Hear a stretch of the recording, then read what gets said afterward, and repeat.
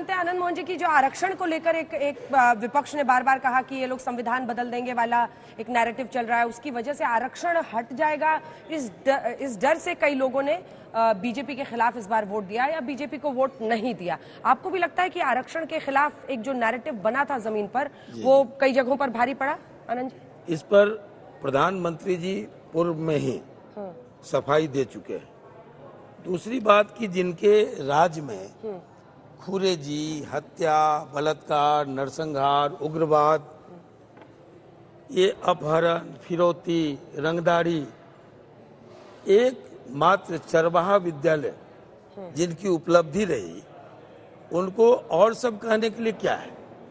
भ्रम, संशय, अफवाह। इसके अलावा कि आरक्षण खत्म हो जाएगा, संविधान में परिवर्तन हो जाएगा, और कुछ है नहीं इनके पास कहने के लिए।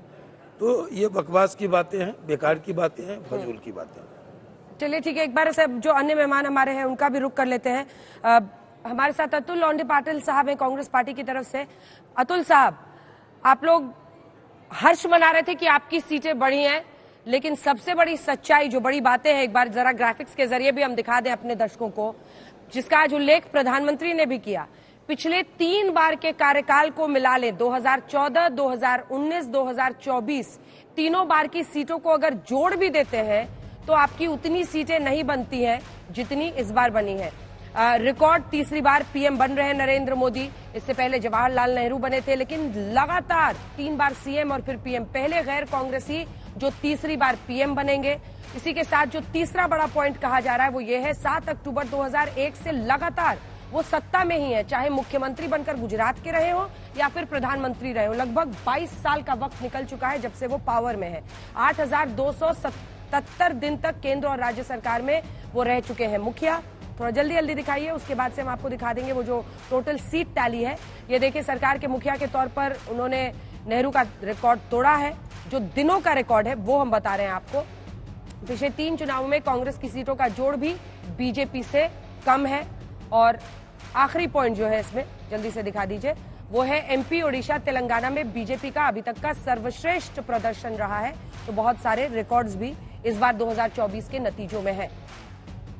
अब हम आपको सीट टैली दिखाएंगे, तो ये वाला देख लीजिए, और इस पर अतुल जी आपका जवाब लेना चाहते हैं। 240 सीटें अगर बीजेपी की है इस बार, आपका 3 बार का सीट नंबर भी जोड़ लें, आज पीएम ने इसका उल्लेख किया, तब भी आप 240 नहीं पहुंचते हैं। अतुल जी। अंजना जी, मैं अपेक्षा करता हूं कि आप सब लोग धैर्य से मेरी बात सुनेंगे और मुझे थोड़ा वक्त देंगे। काफी समय के बाद आया हूं। तो पहले तो मैं निषेध करना चाहूंगा देश के प्रधानमंत्री का कि महाराष्ट्र में जिस तरह की मुंह की खाई है, उसका बदला उन्होंने सदन के परिसर से हमारे आराध्य दैवत छत्रपति शिवाजी महाराज, डॉक्टर बाबा साहब अम्बेडकर और फुले जी का पुतला जो है वो हटा दिया है। उसका सबसे पहले मैं महाराष्ट्र के तरफ से बहुत बहुत निषेध करता हूं।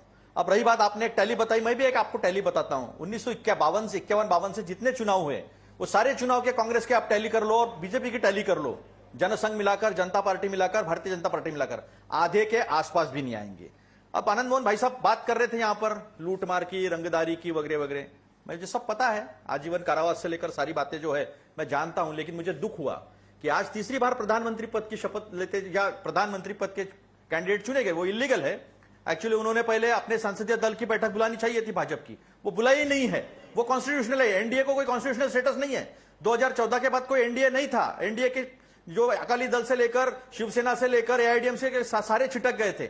बाद में वो जोड़ा गया 2023 के बाद, ये जानकर कि हार हो सकती है, तो ऐसे लोग जोड़े गए 25, जिसमें 0 सांसद थे। 7 ऐसे दल है जिनका 1 ही सांसद था, 2-4 दल ऐसे जिनके 2 सांसद थे। तो ये भी इनकी सच्चाई है। अब ये देश के प्रधानमंत्री आज भाषण दे रहे थे, कम से कम संविधान के बारे में बात कर रहे थे, तो सर्वधर्म समभाव की बात कर रहे थे। आज बड़ी आश्चर्यजनक बात थी, क्योंकि पूरे चुनाव में वो हिंदू मुसलमान के अलावा कुछ नहीं कह रहे थे। मुजरे तक आ गए थे, घुसपैठिए कह रहे थे, क्या क्या सारी भाषा जो है उन्होंने इस्तेमाल किया। और आज झूठ भी बोल दिया, क्योंकि झूठ बोलना उनका तो फितरत रही है। उन्होंने कहा आधार कार्ड का विरोध करते, आधार कार्ड तो हमने लाया है, विरोध तो आप करते थे। आपने कहा था पुतलियां ले लेंगे।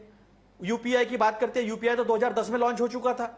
तो झूठ बोलने से भी बाज नहीं। और गुड गवर्नेंस और जितना भी उन्होंने भाषण दिया है, वो भाषण देश के तीसरी बार शपथ ले रहे हुए या तीसरी बार प्रधानमंत्री बनने जा रहे हुए व्यक्ति का नहीं था, वो उस व्यक्ति का था जो नफरत से भरा हुआ है, वो उस व्यक्ति का था जिसके पास देश का कोई विजन नहीं था। और मैं तो ये भी कहूंगा, आपने 3-4 सांसद गांव गोद लिए हैं, उसका विकास नहीं कर सके। और देश की बात करते हो तो देश का किसान, देश का युवा, जिस दिन देश के नतीजे आ रहे थे लोकसभा चुनाव के, उसी दिन नीट का चुनाव का नतीजा आ रहा था और लाखों हमारे विद्यार्थी जो है उसमें भी घपले की बात कर रहे थे। सिलसिला जारी है। तो देश को कौन सा विजन दिया आज प्रधानमंत्री, जब आप एनडीए के नेता चुने गए, प्रधानमंत्री बनने जा रहे, देश को कौन सा विजन दिया? आपने 3-4 गांव लिए, वो उसका भी डेवलपमेंट नहीं हुआ है।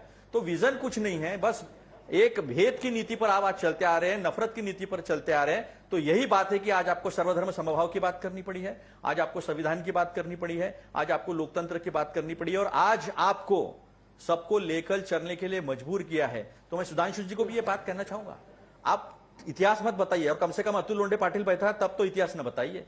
परिस्थिति के अनुरूप हर चीज का आकलन होता है लोकतंत्र में और राजनीति में। नहीं तो मैं तो पुराना निकल सकता हूं कि 0.3% से जनसंघ शुरू हुआ है, तभी नकार दिया था। ठीक है अतुल जी, आज पीएम ने ईवीएम पर भी बोला है, उसकी भी मैं प्रतिक्रिया चाह रही थी। ईवीएम पर पीएम ने बोला है कि देखिए अब ईवीएम पता नहीं जिंदा है या मर गया है मुद्दा।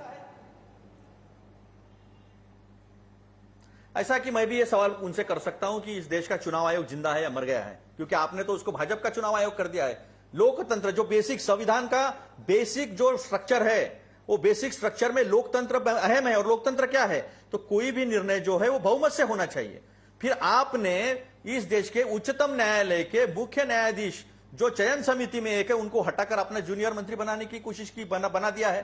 तो ये तो आपने लोकतंत्र पे चोट पहुंचाई है। और दूसरी बात, जीवीएल नरसिम्हा जी ने एक किताब लिखी थी ईवीएम पे, जिसकी प्रस्तावना अडवाणी जी ने लिखी थी। तो मेरा कहना या कांग्रेस का कहना हरदम से ये रहा है, आपने 11 दिन के बाद बताया, सारे चीजें लेकर हम गए और सुधांशु जी ने कहा हम लठ लेके खड़े रहेंगे। 11 दिन के बाद बताया है, सीट 17 फॉर्म कई जगह मैच नहीं हो रहे थे, वो करने पड़े हैं, कई जगह मजबूर किया है। फिर भी आपने बॉम्बे की एक सीट जो है 121 वोट जो आपने रिजेक्ट हो चुके थे बैलेट पेपर के, उसको गिनवाए हैं कलेक्टर से दूसरी बार, और जो हुआ है वहां पर अभी हम कोर्ट में गए उसके। तो ये विश्वासार्हता की अभी बात है जो नहीं हो पाई है और उसको हमने उठाया। तो आप ये गलत नहीं कह सकते इस चीज को, जो चीजें हैं वो जनता के सामने है। और आपने जो भी वायदे किए थे, जो विजन की बात करते हो, तो आपने 10 साल में सबको घर दे देंगे, किसान का आय जो है वो 5 साल में दुगनी होने वाली थी, आप एमएसपी देने वाले थे, आपने किसानों के 7 से 25 किसानों की जान ले ली है, कील ठोके है। ये सारा इतिहास आपका 10 साल का है और अभी पेड़ उखड़ना शुरू हुआ है, क्योंकि सच्चाई जनता के सामने आई है। तो ये जीत की जो बात है ना, जो कह रहे थे कि इतने कम सीटें आए, हमारे पास 100 ही सीटें आए, फिर भी हमारे चेहरे पे मुस्कान क्यों है? तो हमारा उद्देश्य था इस देश का संविधान, इस देश का लोकतंत्र बचाना। और आज इस देश के प्रधानमंत्री से जिन्होंने 10 साल हिंदू मुस्लिम किया है, उनके मुंह से सर्वधर्म समभाव की जो बात निकली है ना, वो बात आज उनको मनवानी पड़ी है। ये चुनाव का नतीजा है। हर बार नंबर में न गिनिए, नंबर में गिनेंगे तो बहुत बड़े दिक्कत में आ जाओगे। आधे भी नंबर नहीं है, 18 चुनाव निकालेंगे ना, आधे भी नंबर नहीं, आसपास भी नहीं। ठीक है, मैं लौट रही हूँ अब आपके पास। मलुक नागर साहब, सबकी चर्चा इस बात पर हो रही है कि आज आपके नेता क्यों नहीं सामने बैठे थे? 2 सांसद हैं उनके, जरा आप ही बताइए क्या हुआ। देखिए, चर्चा कुछ नहीं हो रही है। कुछ कांग्रेस के नेताओं ने जो ट्वीट किया, जो चर्चा कर रहे हैं, या हमारे समाजवादी के लोग जो चर्चा कर रहे हैं, उन्हें गिरेबान में झांकें और देखें मध्य प्रदेश के चुनाव को। जो वहां पे जो अपने कांग्रेस के नेता, जो वहां के कमलनाथ जी जो चीफ मिनिस्टर रहे हैं, जो कहते हैं हटाओ अखिलेश पखलेश को, ये उनको नहीं देखते। ये चौधरी चरण सिंह जी को नहीं जानते।